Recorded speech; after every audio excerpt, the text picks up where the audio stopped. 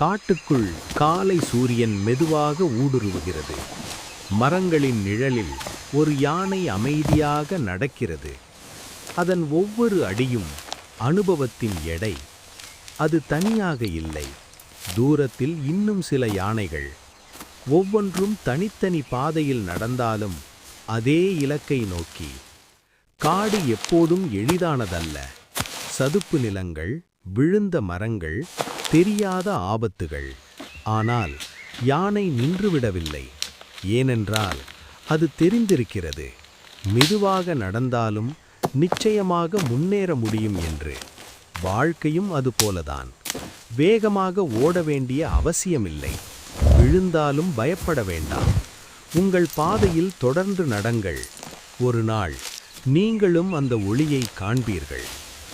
இந்த கதை உங்களுக்கு பிடித்திருந்தால் நம்ம சேனலை சப்ஸ்கிரைப் பண்ணுங்க.